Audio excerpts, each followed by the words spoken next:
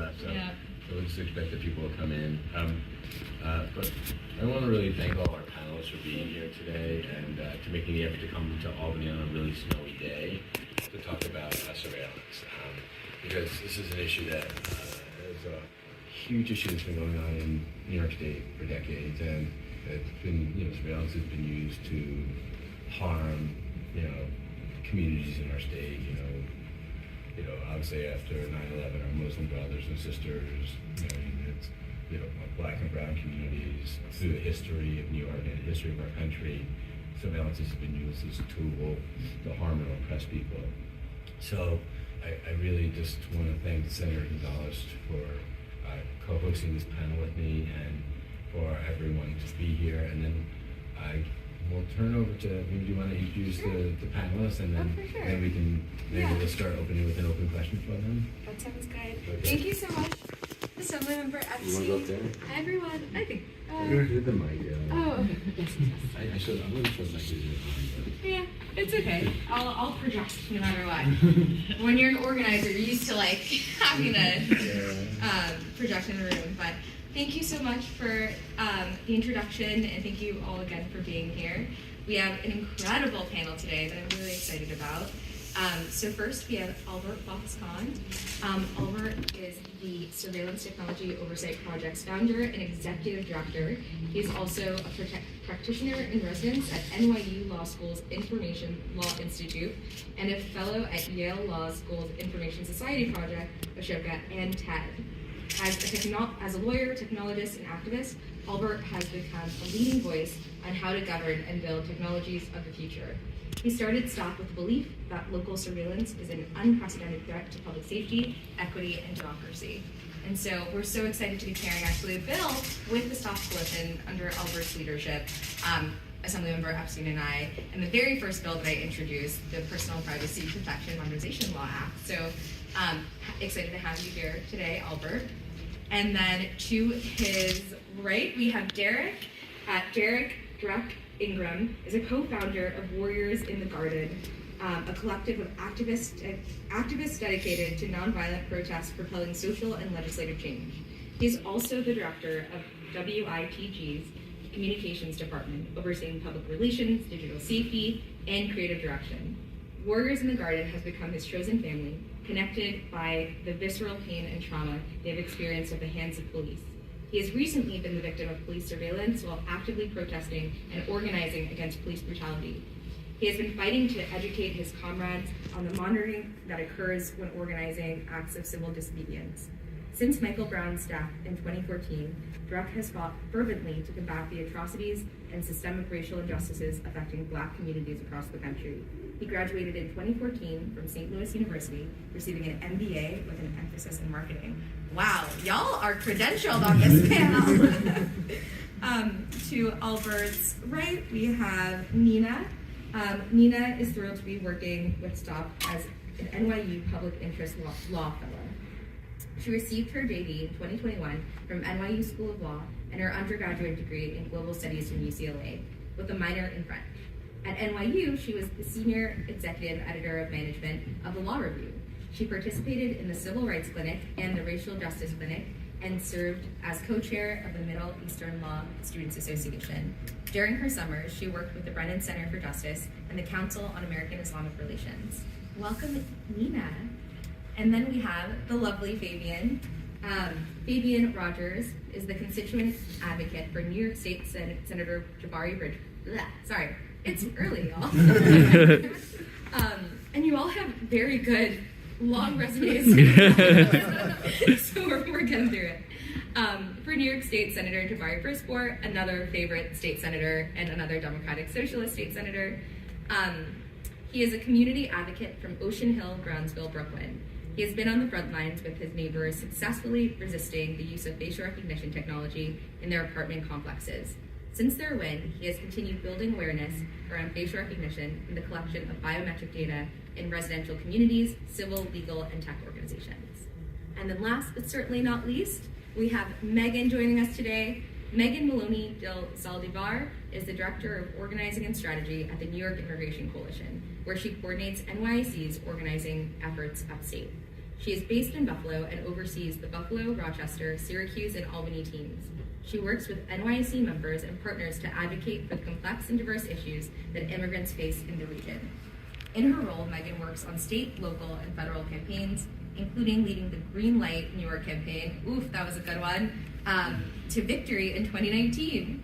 Megan has worked extensively on supporting community members on the front lines of the impact of collusion between local authorities and immigration enforcement.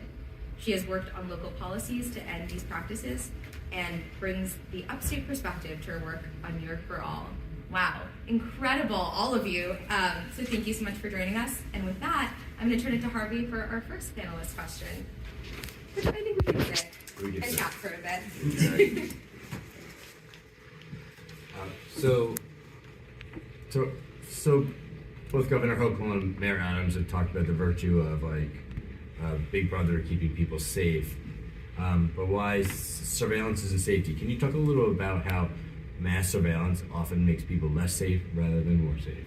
And maybe we can, so if we did introductions left to right, maybe go right to left. I think that sounds good. Okay, Megan, you want to start? Okay, I feel a little bit sad of being to the right of everyone. Not in our hearts. Okay. So yeah, I think obviously as the senator said, my perspective is really around immigrant communities, and particularly upstate. As Assemblymember Epstein referenced, post 9/11, we really saw how much the federal government's overinvestment in policing and in Border Patrol, in particular, in our upstate communities, has really had a detrimental impact to particularly rural farm-working communities who before that really had a freedom to movement and to participate in the community, and post 9/11, because of the overinvestment and the real emphasis on collusion between local law enforcement and Border Patrol, really has pushed people into the shadows. And so we know that when people are afraid to even, register their car or get a license, even though we did pass Green Light with some pretty good privacy protections, there is not that trust because of the history of collusion and all of the entities that continue to share information with ICE and Border Patrol in particular. And sometimes that happens in really informal ways, where sheriffs stop people and call their buddy at Border Patrol. And sometimes, which I think the other panelists may have more expertise on, but it's more about how, people's information gets funneled into some of these databases. And so from the immigrant community's perspective, a lot of the folks, in order to feel safe, you have to know that your information is not going to be shared with immigration enforcement. And safety for communities is really being able to fully participate, knowing that if you go off the farm and buy your groceries or register your car or participate in your kids' school activities, that won't lead to you being separated from your family. So really the surveillance and continued funneling of people's data into immigration enforcement, and I know this is clear to everyone here, but this is not a Trump era problem. This is every single federal right now, the amount of money and enforcement dollars continues under Biden and was under Obama as well. So the federal issues and how much that has invested in the over-policing of our communities really plays out into the lack of safety that folks feel because they're so isolated and continue to want to be isolated because that's how they feel like they can be safe in New York because of how much collusion exists.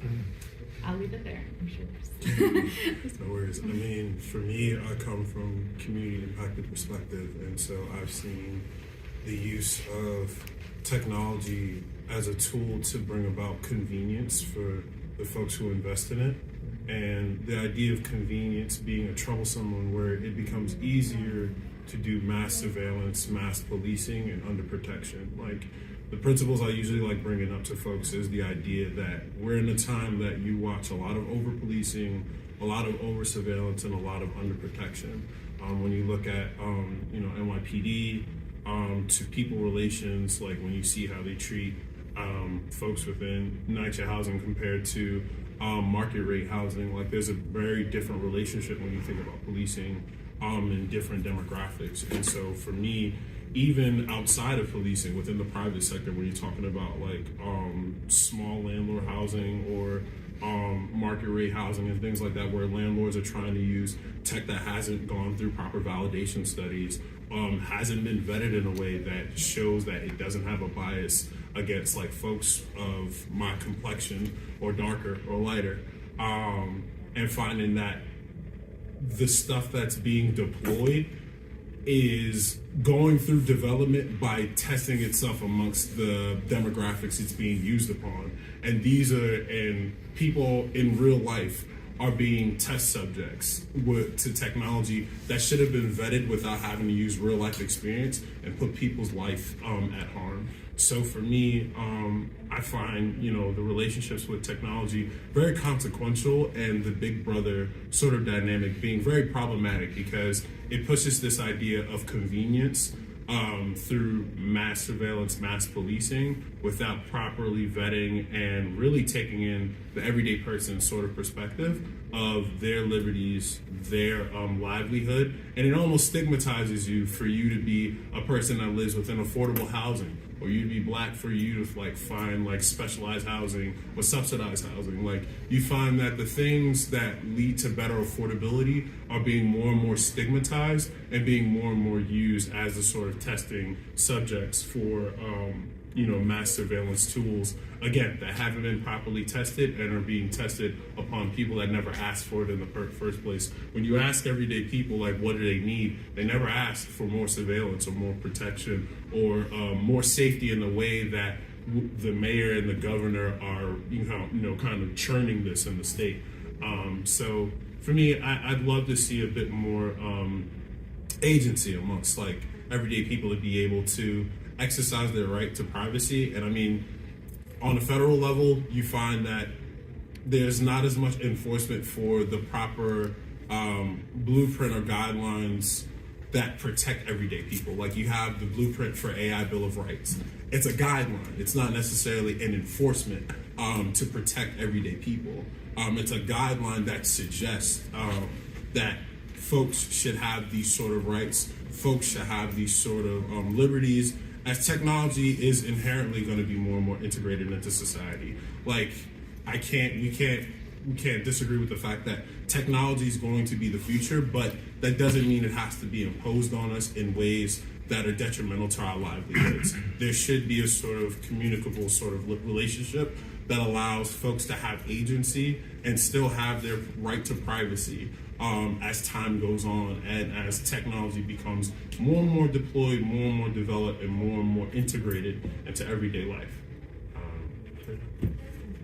Yeah, those are great points. Just to pick up on the underprotection part, every dollar spent on a useless piece of surveillance technology could be spent on actual social services that will address the root causes of crime, and that's what makes people feel safer. And I think the panelists after me can talk a little bit more about how obviously the police aggression that stems from surveillance technology, that makes no one safer. But in addition to that, there's a huge chilling effect. When you feel like Big Brother is watching you, you are much less likely to exercise your First Amendment rights that you have to exercise. And we know that historically, protest movements have been the focus of the majority of surveillance. Like, the Black Lives Matter movement was surveilled heavily, and this goes way back in our history. And those protest movements are where we get the social change that will make our communities safer. That is where we actually enable people to feel safe and to feel like they actually have rights. These rights aren't just some ethereal thing. What they have to be exercised in order to be meaningful. And when you feel like Big Brother is watching you, when you feel like those amendments, those rights are being chilled, you're much less likely to feel safe. I will let the other panelists speak more about actual aggression that makes people feel less safe. Yeah, I definitely come to this with a unique purview in terms of Big Brother, but I also know that the issue is, I believe, the institutions and the history of these institutions. We're giving leeway and freedom to institutions that have historically marginalized Black people and queer people and poor folks. And Albert has said before that right now in tech, it's the wild, wild west, which could mean a lot of amazing things can happen, but also a lot of bad things if we don't put the right people in place, the right roadblocks, and hold people accountable. And from what I've seen, the people that have been disproportionately harmed by these institutions are the ones that are being the most harmed by tech right now as well. I've seen in the last 3 years Black Lives Matters protesters monitored by the police in some of the most egregious ways. I've seen Haitian migrants harmed on the border. I've seen Black trans people misidentified by the police. So there's a lot that needs to change as this technology grows. And I think we have to keep in mind as this technology grows, who's been historically harmed and marginalized by these institutions, and how do we keep in line and keep them in check as we continue to implement this technology that we can't necessarily stop, but we need transparency in how it's being utilized by these organizations, by these institutions, who's being harmed the most, and who's being helped. And I think we kind of talked about this yesterday, me, Albert, and some of the panelists, about policing looks different based on the community you're in, what you look like, and the amount of money that you make. And it's the same for technology and surveillance as well. It's easy to say that surveillance is an amazing thing if you're living in a amazing building in a great neighborhood and you're a Caucasian, but there's a lot of people that don't have that privilege, that are being misidentified and harmed with this same technology we're being told that's supposed to protect us all, and that just isn't the case. Yeah, hard to follow up all of this, but we're being told that Big Brother is the solution, but the billions we spend on Big Brother are more often a boondoggle, going towards technology that not only hasn't been proved to help, but often has been disproven. Technology like ShotSpotter, which according to Chicago's Office of the Inspector General is wrong 90% of the time, sending officers towards crimes that never happened, looking for suspects who don't exist, bringing the threat of violence when they misidentify someone who's simply walking down the block as the perpetrator of a gunshot that never was fired. And this is a sort of technologically driven, over policing, mispolicing, and police violence that isn't just representative of one technology. It's representative of the surveillance state overall. And beyond the ways that surveillance can drive over policing and more police violence, we also see the ways that surveillance just fails to live up to its stated goals. Look at the millions being spent on CCTV cameras. Not only have CCTV cameras time and time again been shown to be a terrible way to prevent crime, but they're a terrible way to make people feel safer, because the images we collect from CCTV will go on the evening news, go in the morning paper, help create the perception that fear is increasing regardless of the reality on the ground. So the camera systems that are supposed to make us feel safer do nothing to actually keep us safer, but make us feel even more at risk in our own communities. And that's why we need to start pushing back against the Big Brother culture that we see from so many leaders in New York, and to start outlawing a lot of the technologies that we are wasting billions of dollars on today. That's incredibly powerful, and I feel like so many of you have touched on the role of the state and law enforcement, and that being a really real and immediate threat, something that maybe we don't always think about as technology continues to progress, right? How much more aggressive it will be, and how we don't want to be reactive as a state. We want to have accountability, we want to have transparency, right? So I think along that vein, I'm curious, it's alarming to me that today, we basically make a mockery of the Fourth Amendment by allowing law enforcement to buy our data in large batches, to also receive large amounts of data from any state agency, pretty unfettered access, which is, for me, again, as a legislator, something that I would and am working on addressing. But I'm curious, what do you all think about that? What needs to be done? What does the government actually need to do to step up and like be accountable, be transparent, and actually uphold our Fourth Amendment rights? And we can start, actually, do you wanna, we can popcorn it if you all like, depending on who wants to answer, but. Sure. Sure. Anybody want to start? I'm Feel like happy Albert. to- yeah. So in the banning Big Brother legislative package that was introduced at the start of the year, we identified a number of ways that we can outlaw the technological abuses that are happening every day. This includes outlawing biased and broken technology like facial recognition. This includes banning geofence warrants, which are a type of court order where one judge can give one order that allows police to track thousands of people, looking at everyone within an entire city. We also want to modernize the PPPL, the state law that governs how police can access existing data sets from other agencies. You know, we live increasingly in a world where the agencies that deliver us services do it at the price of us giving them data. And it's one thing when we want to give over intimate information about how we spend our lives to get, you know, better electricity usage or to get better trash pickup. But it's a very different thing when that same information is then commandeered by the police and used against us in a court of law. And that's not a technological choice, that is a political choice. That is something that we can fix. And with so many of the things we were talking about today, technology has made the harm possible, but legally we can stop the threat if we pass these laws and prevent the police from further commandeering this data. Yeah, and just to touch on that, I think a lot of times it can seem like, oh, how harmful can police access to my data really be, especially in this era when we're so used to agreeing to terms of service that seems to hand it over to whoever we want. But I think it's really important to emphasize like how intimate and sensitive this information is. Like, geolocation data might sound like unthreatening in the abstract, but what it means is that you can track where someone prays, what healthcare they've sought. And in the era of criminalized abortion, criminalized gender affirming care, like that is really terrifying.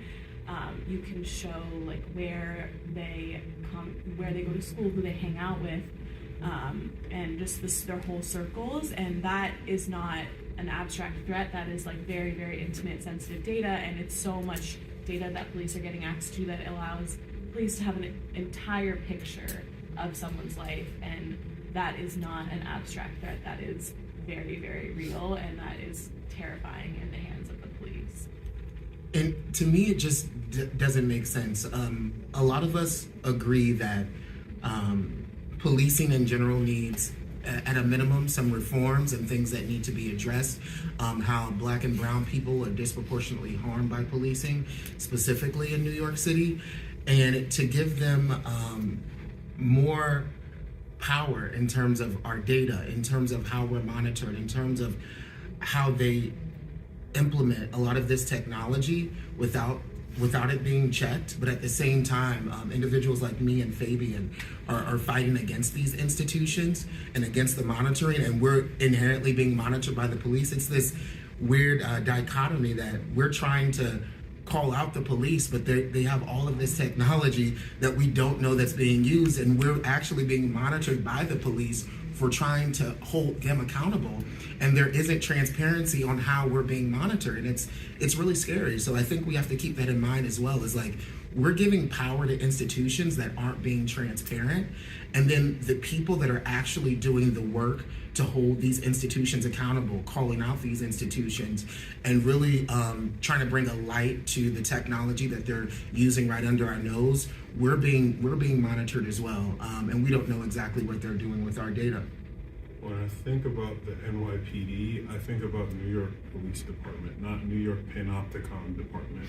And so, you know, that when I think about all the things, all the sort of autonomy that the police department has, and how the blue wall of silence makes FOIAs and sort of just like information gathering for the everyday person to understand what their relationship to policing is, how it's so difficult to have that access to information, but how it's so readily easy for if the shoe's on the other foot, for the police to be able to look into you deeper than the FBI or the CIA could in your own city when that's not necessary in order to necessitate safety, and nor has it helped with making the New York City safer. Like, I'm sure we see constant like stat to stat sort of updates on a yearly basis, and I don't think the methods that NYPD has used, and none that they're trying to invest in, it's made communities that need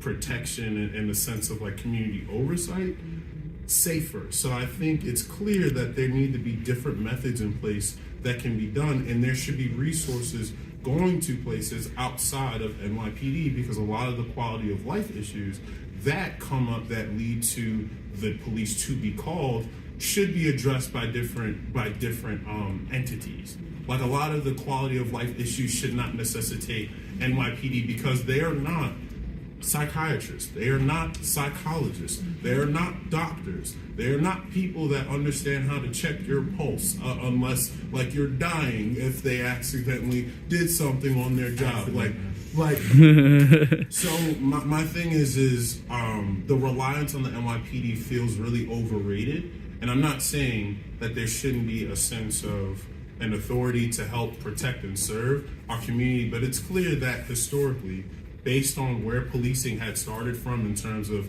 being slavers and then eventually being the same authorities that now are police departments on the national scale within the USA, it's clear that the idea, we should be redeveloping the idea of community oversight and community protection by really reallocating resources elsewhere and not involving ourselves in techno-solutionism when it's clear that there are biases from the developers put into these technologies that we consider to be so unbiased, so advanced, so ahead of its time because it's technology. If we redevelop the conversation around the technologies of surveillance and look at it through the nuance of things such as housing justice or protesting justice, like the rights to agencies of regular people, and look at these things as tools that nuance those relationships of policing those people, I think we'd have a better way of looking at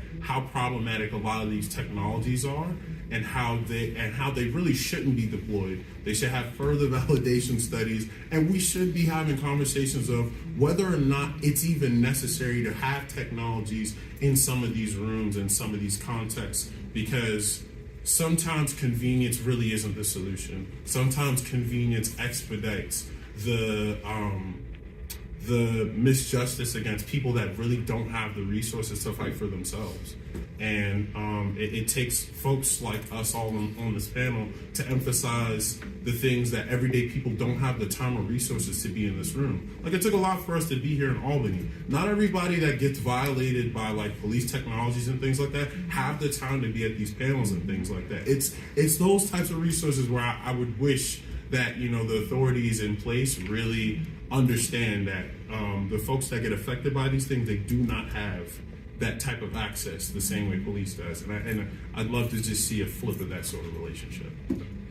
Yeah, and if I could just add to the things that police officers also aren't, they're also not immigration officials, or they shouldn't be. And so, you know, what we do see is that the police officers do constantly use their access to data and to community members to carry out their racist ideologies and turn people over to immigration enforcement.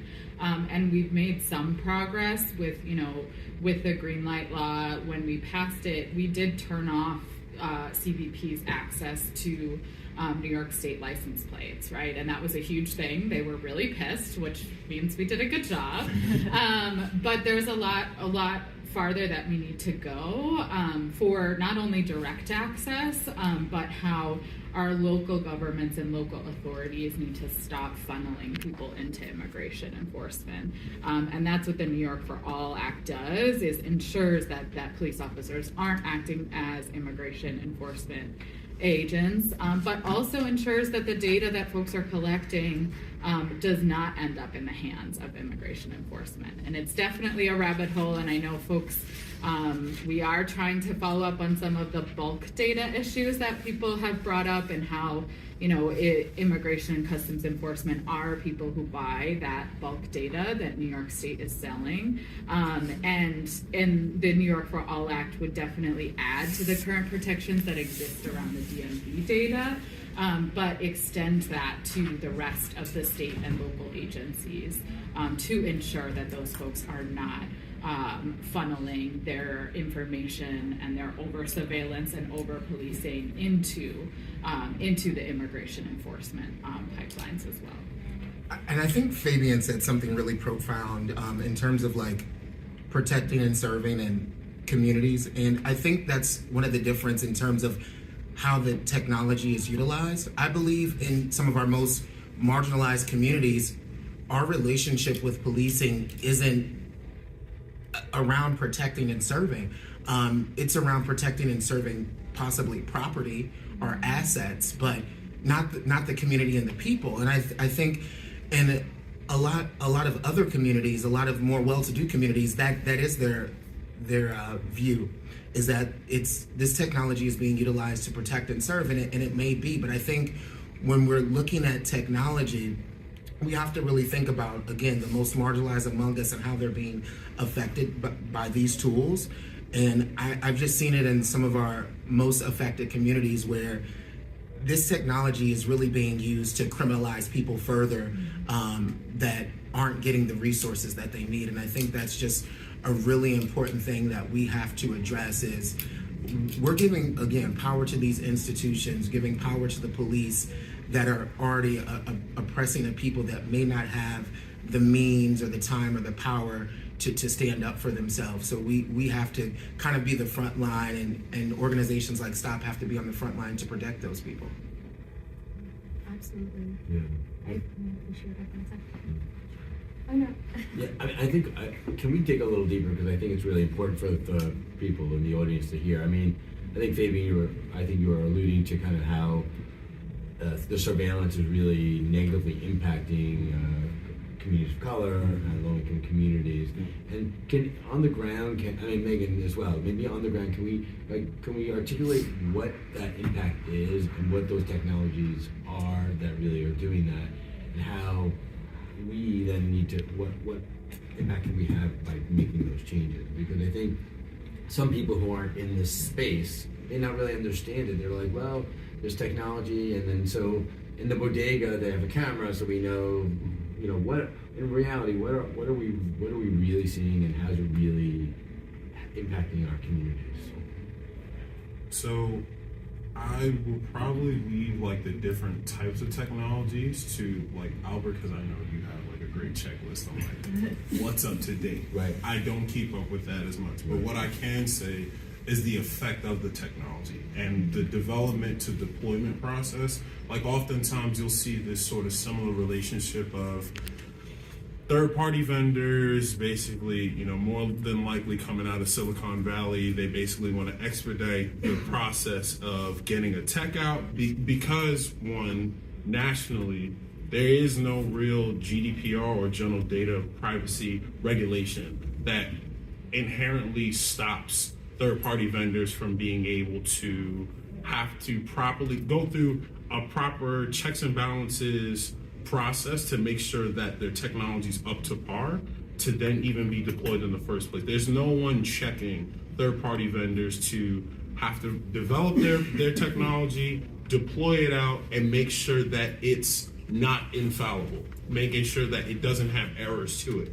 And so you mean like, not being able to identify a black man? Yeah, from another yeah. black man. And so Exactly, the issues right. with that, Right. when you cut that process, what happens is, again, it's people that build out the algorithms, it's people that build out these technologies, and it's not every face in the room that's helping develop these technologies. So the biases of that lack of culture going into the technology then leads to a bias against the people that weren't in the room in the first place. Mm-hmm. And more than likely, it's going to be black and brown faces. And more than likely, the errors that come with that technology have a larger consequence against those folks that weren't in the room to begin with when these technologies were being developed. All we end up having is very active processes between communities and the technologies in place that end up being deployed. And so again, the idea of really putting more enforcement on different vendors that are deploying these technologies is to avoid having this constant deadly feedback loop of a constant reactive process of communities being in outrage and having to deal with getting wrongfully convicted, wrongfully identified, wrongfully just purged by like police and authorities, and not having an appeals process to then get wrongful convictions off their record. Like the fight to then expunge whatever happened because there was wrongdoing that was imposed on you and you weren't supposed to be subject to in the first place leads to a very dirty process that leaves Black and brown folks more affected and left in a place where they're in mud that they can't dig themselves out of. And it's not fair. So again, I'm just speaking more on what you'll find is a similar trend between the development to deployment process and the consequences that come from that. And I think, depending on the technologies, those things look different, but that's the similar trend that you'll find across the board. A lot of times it's about really pinpointing the behavior of the technology, because again, the other thing is when you deal with third-party vendors and when you try to pinpoint what they have going on, a lot of times legislation is slow to catch the things that vendors can then further update to make sure that their technology is out of the realms of legislative hold. And so what you'll find is a method is more touching on the behavior of technologies rather than the device itself, talking about the behavior, because the behavior is more than likely something that's not going to be subject to change. And again, Albert, feel free to correct me in anything that I'm saying, but this is such an important point. And just to elaborate on, when we're talking about technology getting it wrong, it means a SWAT team at your front door. It means being pulled over by the side of the road. It means the man who was arrested in Georgia for a supposed facial recognition match to a crime committed 3 states away, who was charged with murder because of an algorithm that was biased against him for his race. And that sort of algorithmic bias plays out over and over and over again. We see these systems that are primed to automate inequity and to really just put Black and brown communities even more at risk of being wrongfully targeted by police. With facial recognition, this has been established for quite some time, but we have 2 bills in this package that address the way DNA evidence is increasingly being skewed. DNA phenotyping is this new unproven technology where you get a composite image based off of someone's DNA sample. And it's sold as a way to figure out what the perpetrator looks like based off of their blood. The problem is the technology is so crude that you end up with this racialized caricature of what someone could look like that then becomes a pretext to do a broad DNA dragnet. That happened in Queens. That happened where hundreds of Black men were subjected to DNA tests, told that if they didn't cooperate and hand it over their DNA voluntarily, that they would be treated as suspects. And because of this new technology, you see their biometric data being compromised for life. Because once your DNA is compromised, once that information is taken, there's no getting it back. And with the other technologies we're talking about, when we're talking about geofence warrants, it's not just a creepy way to track thousands of people at once. It is an existential threat to the freedom of protest, because we've already seen Black Lives Matter protesters being targeted with a geofence, with officers using it to figure out everyone at a particular protest location. And so these technologies really go to not just the heart of criminal justice, not just the heart of equity more broadly, but the heart of our democracy. And the consequences couldn't be more great. And to me, speaking about the biases that happen with these technologies is really important. But for me personally, it's beyond biases, it's about power. And do we want to give power to these institutions that we know are inherently corrupt, and there not be a check and balances within these institutions? I can speak from an organizing standpoint. Yeah, like geofencing has been used, social media monitoring has been used, license plate readers, CCTV cameras. There's a list of technology that has been used specifically against organizers that are trying to hold the police accountable. And to me, it's really a conversation about power and who has the power and who has the right to access our data. Right now, there's a ton of literal digital lineups of protesters that are happening right now, and I don't think any of them are consenting to their faces and their data to be in these digital lineups, and that's a level of power and discrimination that we really need to have conversations about, because from my personal experiences, it wasn't a bias. The police didn't get it wrong. They showed up at my front door with guns, with drones, with canines, and it wasn't a mistake. They knew who they were looking for.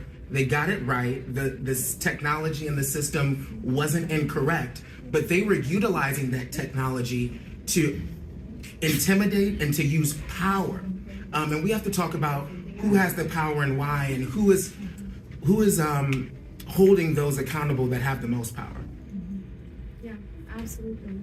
And I think that's why, we've felt really passionate at the state level that the government has a responsibility to step up and shift the dynamic, or shift the power paradigm away from just a few, right, into us. Like, people should be in charge of, we should be able to have public oversight, we should be able to hold our agencies accountable. And then one thing I also wanted to add is, in the absence of real legislation and leadership and from the government around all of these issues, it is not only law enforcement too, but now we're seeing billionaires use this technology. Now we're seeing the ultra wealthy. In the case of Madison Square Garden, right? You have James Dolan, a billionaire, who is using surveillance technology to target and exclude specific members of the public based on a personal bias he has, which is lawyers that are, part of firms that are engaged in lawsuits against Madison Square Garden. So it's really detrimental to our democracy. Yes, from also a law enforcement government perspective, but also the stifling of free speech, right? The stifling of the legal process, the power going to, the wealthy and people who have access to this technology against everyday, in our case, New Yorkers, but really across the country. So I think we're gonna ask one more question to close it off, and so we've talked a lot about the grim reality of mass surveillance. Let's talk a little bit about solutions. I think that's a perfect segue. As Albert mentioned, there's a 10-bill banning Big Brother anti-surveillance package in the state legislature. Assemblymember Epstein and I are carrying one of those bills. We're really excited to be doing that.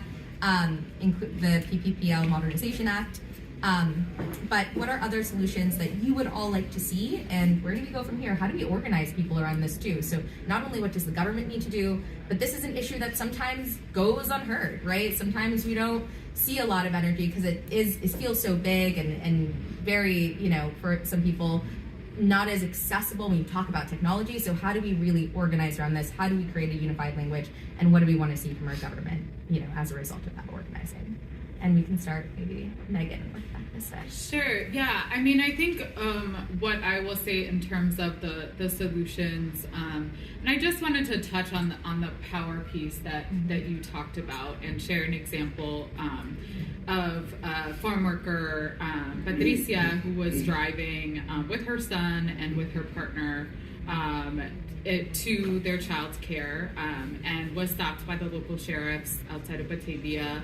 And they ended up, picking up and taking her husband and her son's father, and he is now back in Guatemala, and that child has not seen his father in years because of that collusion. And so, in terms of that wasn't a mistake, right? That was a anti-immigrant racist sheriff who decided to pull that family over, likely because of the color of their skin, and decided to use his power and the access he has to colluding with immigration to execute and do detrimental and lifelong damage to our community members, right? And so when it comes to solutions, the New York for All Act would prohibit that officer from talking to immigration, right? And then we have to hold them accountable. That's a whole other thing that we'll also work on. But the first step, is ensuring that they are not allowed to collude. They're not allowed to funnel information into the deportation machine. And I think that a part of the organizing is, at least on the frontline communities across upstate New York that I primarily work with, folks are really familiar with the impacts of law enforcement, the impacts of, and the fear that they live every single day of, just going to work or stepping foot into a grocery store or going to the DMV. Those fears are there, and I think part of the work that we're trying to do through the New York for All Coalition, and we invite all of you to participate, is really letting folks understand that there are solutions out there. The state government can step up and do their part to put a safety net, right? That's not going to necessarily stop Border Patrol from hanging out on our beaches and, pulling people over directly, but it is an important step. And the reality is most of the folks that I know that are in removal proceedings right now, how they got there is because of local law enforcement and is because of their information going to immigration. And so I think part of the organizing work is really, demonstrating the power that can be executed at the state level, and that our legislators have, right, that they can do that. And we've demonstrated that we can do it, right? New York the Green Light Bill did some of that, right? And then we need to take that next step to ensure that we're not funneling folks in. So that's one of the big solutions, and I know several other of our panelists have others in the package as well. For me, I can't speak necessarily to legislation, just for compliance purposes, safety. But what I'll say in general is Jabari supports the bill. So what I'll say is the idea of not take. I think back to the sort of chaos around defund the police, and I think it gets really out of context when the idea of defund the police is simply this idea of refunding the community. Like it's like a half phrase that people took out of context. And to me, I think all the things that we've been alluding to is this idea of defund the police, but not in just the way of take down the patriarchy or this, that, and the fourth. It's more of this idea that this authority has too much authority and not enough expertise to properly do what they're signed up to do. The idea of protecting and serving the community has been something that I don't think the NYPD has been able to juggle properly. They've handled jobs that are not necessarily within their job description. Again, they're not psychiatrists, they're not psychologists, they're not doctors, they're not immigration officers, they're not folks that handle these different authorities, yet we've thrown these responsibilities in their hands. And I think the idea of defund the police and refund the community would properly address that type of thing, where you don't give an authority that's not properly experienced and really having the insight to handle the sort of ways in which to go about community oversight and community protection. You give that back to the folks that actually do have the expertise in that and are lacking within the resources to properly do their job. I think we all make arguments that since the 70s, we've seen a lack of proper resurgence into community partnership, community enforcement, boosting up what a community can do for themselves. And I think with all the funding that goes to NYPD, I think just giving percentages of that back to community that has expertise and community oversight, community protection, community development, without necessarily having to use policing, I think will be an effective tool to really see a better sense of our relationships with policing and surveillance. I think there are many other solutions out there that don't have to involve techno-solutionism, and going back to the community and giving them agency as well as resources, I think would allow for us to have more insightful conversations and insightful progress within New York State. And just betterment for general everyday people that don't have the time and the resources to be in these rooms. Definitely. And in terms of the bill package, I think a big step we can take and are taking with this package is just restoring a real Fourth Amendment, a real First Amendment. And what that means to us is taking away the most dangerous tools from the hands of the police. Not allowing them to use dragnets anymore. The Modernizing PPPL Act would take a step in that direction by not allowing them access to such huge amounts of data without any individualized suspicion. That is something that is, a dragnet is taking away the Fourth Amendment because it's taking away that part of having to have individualized reason to suspect someone before you get access to their personal information. Derek, you mentioned social media monitoring. We know that the NYPD engages in that. Other police departments around the state engage in that. Another bill in the package is called the Stop Fakes Act, and that would prohibit police from creating fake social media accounts. This is a really coercive and abusive practice that police use. They use bots to friend request huge amounts of people and not disclosing that they are law enforcement, get huge amounts of information from them. That is a huge violation of the Fourth Amendment, and we are hoping that the Stop Fakes Act could address that by prohibiting that practice. And really, we have to do these things by banning the technology overall. Like, that is a huge step that we could take in the right direction. And those are just a couple of the bills in the package that would help us get there. I'm personally committed to technological justice, specifically on social media and concerning facial recognition technology. In the mid-1900s, that sounds really weird to say, but masses were experiencing issues in terms of cigarettes, and they were being affected by cigarettes without realizing it. And I think now a ton of people, especially Gen Z, are experiencing racist algorithms, are being put in digital lineups, are experiencing a lot of mental health issues concerning social media and giving away personal information without realizing it. And I think our government needs to do the same thing that we did in the mid-1900s and hold those industries and that technology to account. And I know there's this dialectic relationship between technology and justice and society. And I think both are a part of the solution. And I think we have to put roadblocks and policies and checklists in place to hold those industries to account in creating those solutions. And to kind of also, I think if we're going to use these tools, it's not going to be to protect and serve. It's not going to be to police.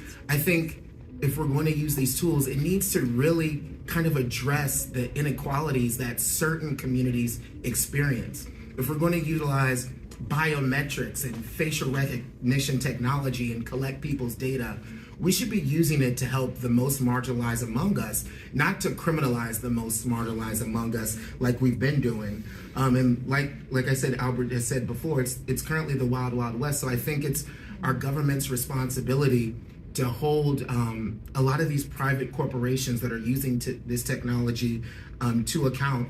And I personally want to bring to attention all of these institutions and hopefully create a bit of change in terms of how this technology is used, because I don't think we can necessarily stop the technology from being rolled out, but we can definitely change how it's implemented and create guardrails for safety and how it's utilized in the future. I mean, when we think about all of the terrible technology out there, it can be a little demoralizing. It can be make you question if we actually do have a way to fix it. But as complicated as the tech is, as complicated as these problems are, the solutions are shockingly simple. You ban it and you block it. For the types of police tools we're talking about, new forms of DNA dragnets, new forms of geofence warrants, all of these different ways that they're collecting data, we want to ban it, full stop, because these tools are not compatible with a democracy in any form. And then for the ways that police are increasingly commandeering the data that is held by companies on our behalf, Google and Apple and all the ride shares and all of these companies that map out our lives, rather than trying to regulate each and every aspect of how they collect the data, we want to create firewalls that stop the police from being able to take it. Because there's a long, hard fight to be had about how to regulate what data companies can and should be able to access and retain. But it's a very easy solution to say, whatever you think the answer to that is, we shouldn't allow that data to be turned into yet another way to put New Yorkers in jail. And so when you look at all of the bills, that is the philosophy driving it. Looking at the most abusive surveillance techniques out there and saying, let's not regulate it, let's not curb it, let's just stop it completely. I want to thank all the panelists for really thoughtful comments, and we're almost out of time, but maybe if there's a question or two in the audience, we can take a moment to answer those questions. So I want to thank all the audience members for coming here and talking about this really critical issue, and thanks Senator Gonzalez for co-hosting this panel with me. But if there are questions from people in the audience about what we're talking about around really the critical crisis we're having around surveillance and the power that the police have in relationship to it, please raise your hand or come to the center so we can hear your question. If there aren't, I want to respect that too. Yeah, go ahead.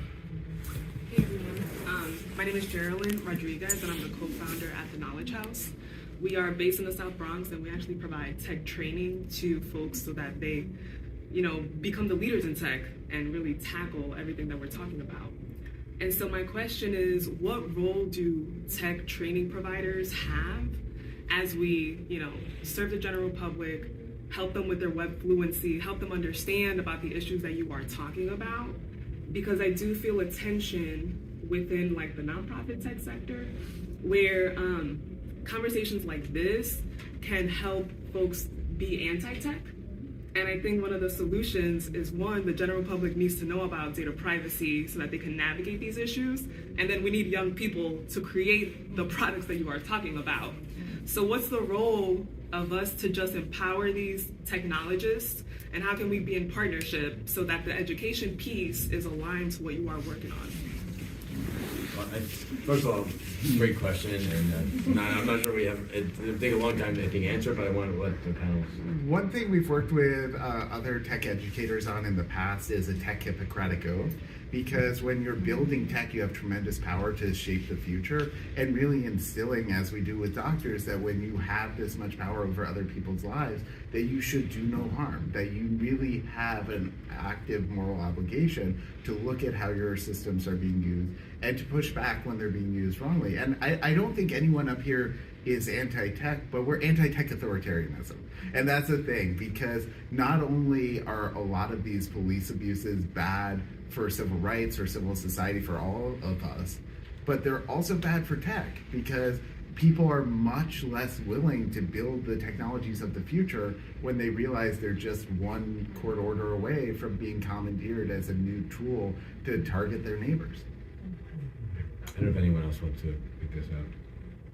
All right, I think maybe one last question, and then I think we're going to wrap up, because I know another panel's going to be in there after. Yeah. I'm Mark Chang. I ran for mayor in 21. Just thank you for this panel. You guys are all amazing. Could not agree more. But I have a very practical question, is where is this bill at? What is the timetable for getting onto the floor? What are the major obstacles, and how can the people in this room help? I mean, we can talk about our bill. Yeah. We just introduced it in January. So, as people may know, we're in the throes of a bit of a budget conversation right now. So that takes up a lot of the oxygen in the room, at least in my house. So I've talked to our folks around kind of looking at the bill and trying to vet it. They probably aren't going to get back to me till early April.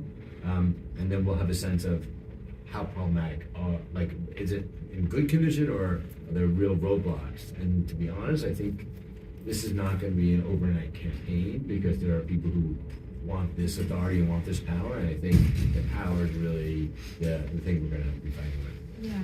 I would add, so all of these are multi-year fights. So with our bill, it requires law enforcement to have a warrant when receiving any of our private information from any agency, right? That's one piece of a larger puzzle.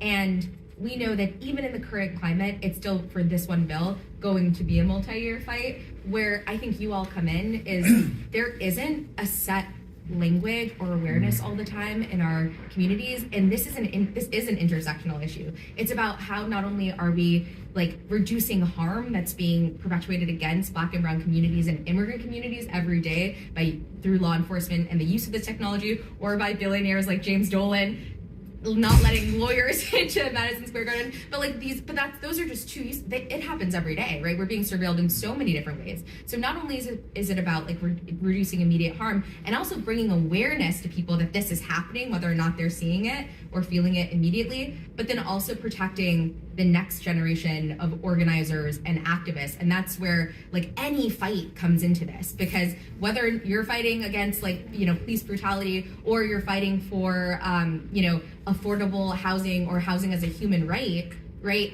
you still need those organizers to be safely able to do that. And that's what I think so many of the panelists were talking about, is this is like an immediate threat to that organizing future. And so we need to unify all of these movements. So no matter what issue, the reproductive, abortion rights, reproductive, no matter what you care about, you should also care about whether or not these bills are passing and the future of surveillance technology and mass surveillance against our communities. And that's going to take a lot of work, because when there's so much happening, and I'm also, as legislators, we're talking about a million issues every single day. It's hard, this can get lost, but we need people to be vigilant. We need you all to remind folks to get that, awareness in every space of the city, of the state. We want to make sure these things happen across the country as well. But yeah, so that's where we need you, and that's where you can join us. And I can talk about the New York for All Act in terms of where it's at, and I see Senator Salazar has joined us, who's been a champion for that bill. Right now, we're in a really good place on the Senate side. We have over 30 co-sponsors, and so I think we're in a really good place to get it done this year. It has been a bill that has had traction in previous years as well. We're still waiting on the Assembly bill, but hopefully that will happen soon. So as folks have mentioned, there's a lot of focus on budget, but for New York for All, we're really excited and think that we can really push it right after budget. So hope that everyone in this room can also join in that, helping to push it over the finish line. But I think we're in a pretty good place, and welcome support on getting it over the finish line, because I think we're close, thanks to a lot of folks who have made some really good progress over the years. One thing I wanted to quickly mention is most of the bills we've talked about are in their first year. It is going to be a lengthy campaign, but another one that we hope will pass this year is the geofence ban, which has been pending for several years. We now see copies of that bill being introduced in Missouri, in California, in Utah, and other states. And New York was the first to introduce it. We should be the first to pass it, but that's going to require a lot of outreach to leadership, a lot of outreach to people on codes, and really just helping us build up the pressure that we cannot continue to wait as this technology poses an existential threat. I think she raised her hand. And I think we're a little over, but maybe we can quickly. Did you have a question? No. Okay. Well, I think we should probably wrap up, because we're over time, and I know we have another panel probably coming in after us. Personally, I want to thank you all for being here, and all the audience for joining us. Great conversation. And I just want to thank Senator Gonzalez for her leadership on this issue, and our continued work together. Yeah, we got a lot of work to do. Thank you all so much. Thank you.